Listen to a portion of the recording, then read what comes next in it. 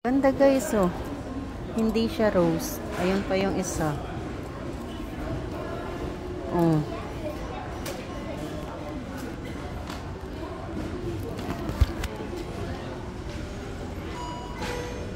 Gloxinia.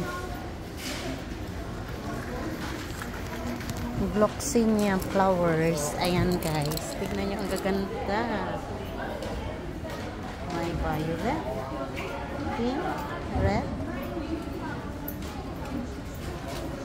Ganda guys. Ayan.